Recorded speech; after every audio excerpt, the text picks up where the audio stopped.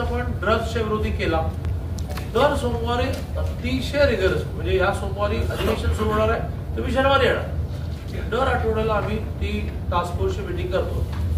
दर आठवड्याला तुम्ही नवीन नवीन गोष्टी सापडतायत, त्याच्यावर ऍक्शन ठरतायत, तर ते आपल्याला माहितीसाठी की आजही ती बैठक झाली।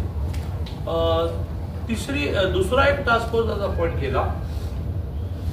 मोठ्या प्रमाणावर घरगुती कारणामुळे असेल, परंतु काही ना काही गुन्हे वाढत आहेत। मग याच्यामध्ये कायद्याची भीती कमी, कायद्याचा धाक कमी झालाय का?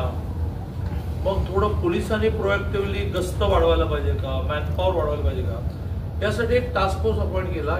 ऍडिशनल SP ह्या ज्या मॅडम आहेत त्यांच्या अध्यक्षतेखाली 6 DYSP अशांची एक कमिटी आपण आज फॉर्म केली। टास्क फोर्स मला त्यांनी पुढच्या आठवड्यात पहिला रिपोर्ट मला द्यायचा आहे की काय हे प्रमाण वाढत आहे, कुठे कायद्याचा धाक जरा कमी झाला आहे। मग नियोजन तुम्ही पैसे द्यायला तयार आहेत, पण गाड्या वाढव्या का?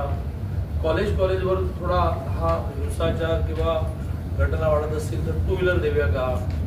काही चौक्या मोठ्या शहरांमध्ये वाढव्या का, की ज्याच्यामध्ये एक का होईना पोलीस आहे असं म्हटलं की आपोआप त्या भागामध्ये एक दहशत निर्माण होते। असा सगळा विचार करून आपण सगळेच जण चिंतित आहोत। म्हणजे काल एका दिवशी 2 घटना घडलेल्या आहेत आणि असं जर आपण म्हणू की CCTV कमी आहेत म्हणून होत असेल, गस्त कमी होत असेल, तर सगळ्या गोष्टी कागदावर उतरू आणि पुरेसे पैसे नियोजन म्हणून काही मोठा विषय आला तर शासनाकडून मागू, जसं 1-2 कोटी रुपयाची कॉस्ट होईल असं एक इन्स्ट्रुमेंट आहे की जे ड्रग्सच्या बाबतीमध्ये within a fraction of second त्याचं विश्लेषण देतो।